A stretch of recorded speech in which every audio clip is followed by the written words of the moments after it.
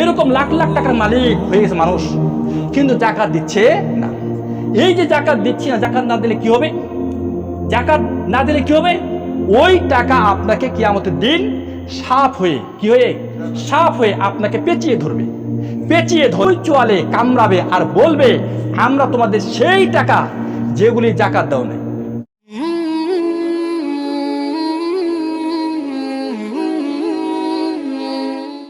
একটু আগে যে মাসলাটা বললাম, এই মাসলার ক্ষেত্রে আমরা যদি গুরুত্ব না দেই যে কিভাবে জমিন ইজারা নিতে হবে বা বন্ধক নিতে হবে এই ক্ষেত্রে, এবং ওই যে ওসরের কথা বললাম, জাকাতের ফসলের জাকাত ওসর, আর যেই লোকটা টাকা আছে, টাকা পয়সা আছে, সারা বছর খেয়ে দিয়ে তার কাছে যদি 7.5 ভরি স্বর্ণ অথবা 52 তোলার রূপার সমপরিমাণ টাকা সারা বছর খেয়ে দিয়ে তার কাছে ব্যালেন্স থাকে, গচ্ছিত থাকে, ওই টাকার শতকরা 2.5 টাকা তাকে জাকাত দিতে হবে। কি দিতে হবে? জাকাত দিতে হবে। এইরকম লোক অনেক আছে। আমরা হিসাব করে দিই 45 থেকে 50 হাজার টাকা সারা বছর খেয়ে দিয়ে যার গচ্ছিত আছে, ওই লোকটার উপর জাকাত খরচ হয়ে গেছে। এরকম লাখ লাখ টাকার মালিক হয়ে গেছে মানুষ, কিন্তু জাকাত দিচ্ছে না।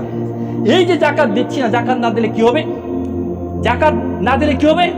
ওই টাকা আপনাকে কিয়ামতের দিন সাপ হয়ে কি হয়ে সাপ হয়ে আপনাকে পেঁচিয়ে ধরবে, পেঁচিয়ে ধরে চোয়ালে কামড়াবে আর বলবে, আমরা তোমাদের সেই টাকা যেগুলি জাকাত দাও নাই, যেগুলি জাকাত দাও।